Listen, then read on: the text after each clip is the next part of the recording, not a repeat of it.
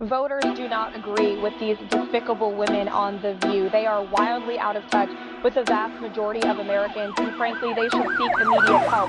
So White House Press Secretary Karoline Leavitt announced that the Associated Press has been banned from the Oval Office for not honoring the recent renaming of the Gulf of Mexico to the Gulf of America.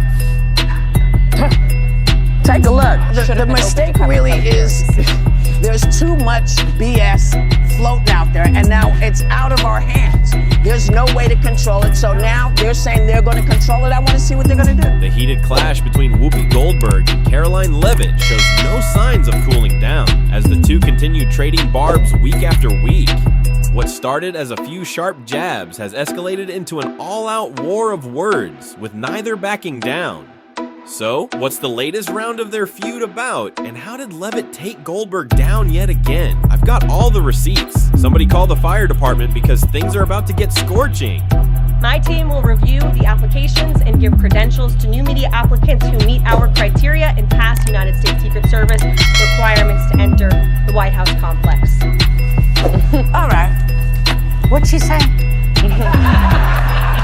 She basically said that they were going to give unqualified God, how boring. unqualified people jobs. The Behind the Table podcast needs to apply for White House credentials. They'd love having Joy in that room. I got a question. So wait a second. So in other words, instead of Bob Woodward, they want Kim Kardashian? What? I don't get it. The View's seething hatred for Karoline Leavitt is so intense you can practically feel it radiating through the screen, like secondhand embarrassment you didn't ask for.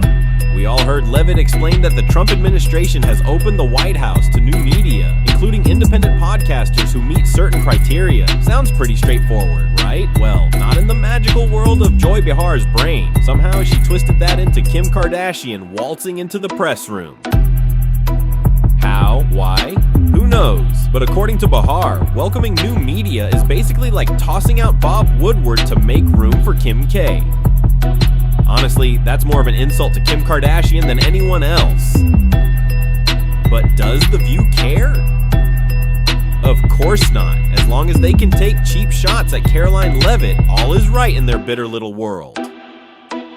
Oh, and did you catch Behar calling Leavitt's first press conference boring? Let's be real, these banshees wouldn't be satisfied unless she tap danced her way through policy briefings. Even then, they'd find something to complain about, but Karoline had some choice words for them. Take a listen. Let me be unequivocally clear about that. And watching this clip, I couldn't help but think how ironic that Whoopi Goldberg and Joy Behar and the rest of the ladies on The View spend their time calling Republicans the conspiracy theorists. But they have been wrong about everything they have said over the last couple of years. Calm, composed, and armed with a knowing smirk, Karoline Leavitt delivered a verbal smackdown so sharp it left The View reeling. With precision and confidence, she dismantled Whoopi Goldberg and her co-hosts, calling them out for what they truly are: conspiracy theorists masquerading as political analysts, spinning fiction instead of facts. Her words cut deep, exposing their hypocrisy and their desperate attempts to discredit her. And the best part? She didn't even break a sweat. One devastating blow was all it took. For weeks, The View was silent. No rants, no dramatic meltdowns, no cheap shots. Just a gaping void where their Karoline bashing segment used to be. It was a defeat they never saw coming. Proof that Leavitt isn't just surviving their attacks, she's making them regret ever starting this fight. Social media erupted with mockery aimed squarely at Whoopi and The View. Users turned the show into a laughing stock with comments like, "Cancel The View." They're a nasty bunch of people. The fact that The View is talking about unqualified people is hilarious. Anyone who listens to The View needs to get their heads checked. Naturally, these comments struck a nerve with Whoopi, so much so that she had to respond. With anger blazing in her eyes and vengeance dripping from her voice, she lashed out at Leavitt in a fiery rant. Her frustration was impossible to miss. Wild hand gestures, exaggerated sighs, and that signature exasperated tone she uses when she knows she's losing control. This wasn't just a response, it was a full-blown meltdown. Whoopi wasn't just angry, she was rattled. And when The View gets rattled, you know Karoline Leavitt has hit a nerve. Then came Leavitt's take. The mistake really is there's too much BS floating out there, and now it's out of our hands. There's no way to control it, so now they're saying they're going to control it. I want to see they're going to do. They're not I want to see who they're going to invite into this. Because, quite honestly, I like when we're held to standards. I don't always like the way they do it, but we have to have ourselves together. We can't just say stuff in spite of what they tell you. We can't just spout stuff. So I want that for everybody. And if they're going to guarantee that they're at the briefing, then I'll be happy. You could practically see Whoopi's veins popping as she ranted, her hands flailing like she was conducting an invisible orchestra. She stuttered, struggled, and doubled down, desperate to hammer her point home. But what exactly had Karoline Leavitt done to deserve this level of unhinged outrage? Oh, right, she had the audacity to be part of the Trump administration. The mockery, the condescending tone, the sheer performative outrage. It's almost unbelievable. Watching Whoopi unravel over something as straightforward as expanding media access is almost comical. Personally, I think opening the White House to independent podcasters was a brilliant move. But then again, I'm not Whoopi Goldberg, whose idea of press freedom seems to begin and end with legacy media. She also insisted that Karoline Leavitt didn't know what she was talking about in the White House. Watch this, because you don't understand what you're saying. You don't understand what you're saying. You're saying about yourself that, hey, that's a terrible thing to be. It's not a terrible thing to be. That's why we fought. That's what we were fighting for, so that you could stand in that podium, so that Catherine Jean-Pierre could stand at that podium. So women of all kinds of colors and ilks, wherever they came from, whatever their belief system was, they had the opportunity to bust down that door. Whoopi went off on yet another tangent, desperately trying to discredit Leavitt's intelligence. And let me break it down for you. Her argument that Leavitt only landed her position because she's a woman. Yes, really, that's the best she could come up with. Ironically, that's the exact kind of identity politics the Biden administration embraced when they appointed Karoline Jean-Pierre, someone who checked all the right diversity boxes: gay, black, and an immigrant. And what did we get in return? One of the most incompetent press secretaries in decades, stumbling through briefings like a high schooler who forgot to study. So if that's how Biden made hiring decisions, Whoopi must have assumed Trump did the same, as if the White House press secretary position were some exclusive club for women, and Leavitt just lucked her way in. But Whoopi's mockery didn't stop there. Here she is, sneering at Leavitt's latest press briefing. So White House Press Secretary Karoline Leavitt announced that the Associated Press has been banned from the Oval Office for not honoring the recent renaming of the Gulf of Mexico to the Gulf of America. Take a look. Is it just me, or is anyone else struggling to see what's so funny about Karoline Leavitt's announcement? Because Whoopi is out here laughing like a hyena. Trump renamed the ocean Gulf of America, and rightfully so. But of course, the ever-woke Associated Press decided to defy the announcement and insisted on calling it the Gulf of Mexico. In response, Trump banned the AP from the Oval Office. Not from the entire press pool, just the Oval. They could still attend briefings. They just lost direct access to the president. A simple matter of reciprocity. You disrespect, you get disinvited. So what's funny here? Absolutely nothing. But this is Whoopi Goldberg we're talking about, desperately grasping for anything to mock Karoline Leavitt over, even if it means laughing at something that isn't remotely humorous. It's the kind of forced, out-of-touch performance that reminds everyone just how unserious The View has become. The problem that I have with it, though, is, she's saying that these people that are going to apply will meet their criteria. We understand that their criteria is woefully deficient and unserious. I think that their real problem in this election, one of the real problems among the many, is the misinformation and disinformation that was disseminated on social media by these influencers and by these podcasters. Why are they qualified to sit in front in the White House briefing room and tell America what is going on with the country? Traditionally, to become a White House correspondent or to be in that briefing room, you have to have a journalism degree. Yeah. You had to have qualifications. So I guess the rise of mediocrity is here. See what I mean? This isn't just criticism. It's pure hatred mixed with jealousy. Take Sunny Hostin, for example. She dismisses Karoline Leavitt's criteria for allowing new media into the White House as woefully inadequate, and even takes a swipe at Leavitt's intelligence. According to Hostin, independent media is guilty of spreading misinformation and lies. And ironic accusation, considering how often mainstream outlets have misled the public. Case in point, the Hunter Biden laptop story. Major news networks brushed it off as Russian disinformation before the 2020 election, only for it to be confirmed as legitimate years later. Meanwhile, independent journalists had been reporting the truth from day one. And yet, they're the ones accused of spreading misinformation? At this point, The View will stop at nothing to mock and discredit Karoline Leavitt, even if it means hitting below the belt. I think she's probably been put in there because according to Donald Trump, she's a 10. You know that's what it is. I want to be clear, though, it's not her first job. It was her first press briefing. And that, ladies and gentlemen, is how Bahar's now infamous attack on Karoline Leavitt was born, out of pure jealousy and a desperate attempt to undermine Leavitt's brilliance. This wasn't about policy, competence, or even a genuine critique. No, it was about Bahar's inability to accept that a sharp, articulate, and fearless young woman was running circles around the media establishment. Maybe she was hoping for someone more her speed, an older bureaucrat, dull and uninspiring, someone who looks like Maleficent without the charm, someone who wouldn't challenge the narrative, wouldn't push back, and certainly wouldn't expose The View's hypocrisy. Instead, she got Karoline Leavitt, a press secretary who doesn't just hold her ground, but obliterates weak, baseless attacks with a single clapback. And that, more than anything, is what drives Bahar and her co-hosts up the wall. Voters do not agree with these despicable women on The View. They are wildly out of touch with the vast majority of Americans, and frankly, they should seek immediate help. These words shattered Whoopi Goldberg. She wasn't just taken aback, she was wrecked.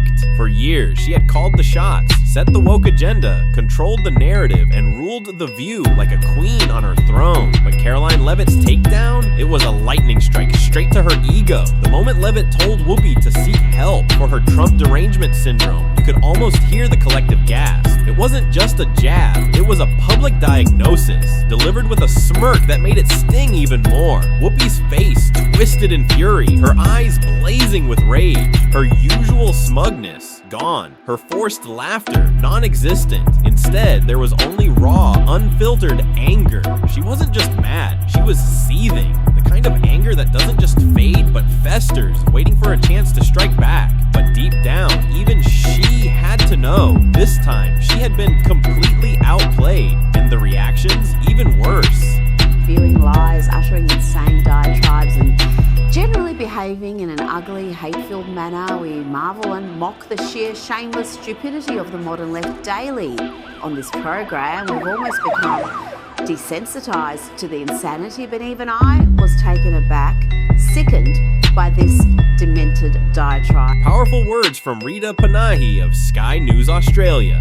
Just when she thought Whoopi Goldberg and her View cronies had hit rock bottom with their deranged diatribes, they somehow managed to grab a shovel and dig even deeper. Panahi didn't hold back. She called out the sheer absurdity of Whoopi's unhinged meltdown, pointing out how The View seems to operate on a never-ending cycle of outrage, each tantrum more ridiculous than the last. It's as if they thrive on outdoing their own hysteria, desperate to stay relevant in a world that's increasingly tuning them out. She wasn't just shocked by their latest display, she was almost impressed by their ability to keep lowering the bar. Just when you think they've exhausted every bad take imaginable, they outdo themselves with something even more unhinged. At this rate, The View isn't so much a talk show as it is a never-ending meltdown, broadcast live for all to see. That hot mess that they air in the mornings, called The View, had to issue not one, not two, not three, but 4 corrections, legal corrections, 4 legal notes. We only have 3 of them on camera, but look at this. I have another legal note. Both Trump and Pam Bondi have denied allegations of a quid pro quo. I have a legal note. You want to take this one, Joy, or are you Matt good? Gaetz has long denied all allegations and has not been charged with any crime. That's true. Also, another legal note, Pete Hegseth's lawyer said he paid the woman in 2023 to head off the threat of a baseless lawsuit. Oh. He has denied any wrongdoing. Not to mention what they did at that debate, where once again, they tried to fact check only one side, and then when their fact checks got fact checked, they cowered. They cowered in fear. I mean, This is a pattern with them. Megyn Kelly was slightly more charitable than Rita Panahi, but make no mistake, she still obliterated the ladies of The View. She didn't hold back, branding them a hot mess and questioning how they still have a show, let alone a loyal audience, when they spew lies so effortlessly it's practically their second language. Kelly exposed the blatant misinformation, hypocrisy, and performative outrage that define the show, wondering how anyone takes them seriously. She compared their commentary to a scripted reality show, except the drama isn't even entertaining, just embarrassingly predictable. She went on to say that The View has devolved into nothing more than an echo chamber for bitter, out-of-touch elites who mistake their own unchecked biases for truth. Every discussion is less about facts and more about scoring cheap shots at conservatives. Truth be damned. At this point, Kelly noted, it's not a question of if they'll spread misinformation, but how fast they'll do it before someone like Karoline Leavitt, Rita Panahi, or herself calls them out on it. He won the general election by less than 50%. So what kind of mandate is this really? Well, it is a mandate, and I'm going to explain why. And I don't mind the question, but let me be very clear. I'm no supporter of Trump. I'm a supporter of truth and the facts. And here's the facts. The man won every swing state. He increased in terms of his voter turnout in his favor from the standpoint of blacks, Latinos, and young voters. He increased his numbers in that regard from 2020. 89% of the counties shifted to the right. That's a mandate. Stephen A. Smith, another left-leaning TV personality, has started to see the light when it comes to The View, and that's where things get interesting. It's one thing when conservative journalists or right-leaning media figures call out The View for their blatant bias, but when one of their own starts throwing punches, that hits differently. Smith has openly criticized The View for constantly downplaying, dismissing, and outright ridiculing every move Donald Trump has made since winning the November election. It's as if they're incapable of acknowledging reality unless it fits their pre-approved anti-Trump script. What makes Smith's criticism even more significant is that he's no conservative lapdog. He's built a reputation for speaking his mind, no matter whose feathers get ruffled. So when he calls out The View for their obsessive Trump bashing, it's not just another right-wing talking point. It's an indictment from within their own ideological camp. And if even Stephen A. Smith is willing to say it out loud, yeah, the problem is impossible to ignore. What are you doing to win? I love Wes Moore, the governor of Maryland. I love Dr. Bill of Pennsylvania, okay? I just interviewed Cuomo. I like him a lot. I want somebody to step up and recognize that man in the Oval Office, whether you like it or not, is potent. He's coming and he wins. You gotta find a way to beat him. This way is not the way that the Democrats are doing. Let's talk about how people are feeling about his performance. Yep, he's absolutely right. While Karoline Leavitt is working tirelessly to champion true women's empowerment, Whoopi Goldberg and her View cohort seem determined to drag us back to an era when women weren't even allowed to vote. It's almost comical how they claim to stand for women's rights while simultaneously tearing down a strong, competent woman just because she doesn't parrot their political agenda. Seriously, when you listen to them, you have to wonder, how does anyone come up with statements this absurd? Their hypocrisy is astounding. They preach about uplifting women, yet waste every opportunity to attack, belittle, and mock one who dares to think differently. At this point, it's clear. They don't want empowered women. They want compliant women. Women who march in lockstep with their ideology. And if you step out of line, they'll do everything in their power to tear you down. Woke has nothing to do with a meritocracy.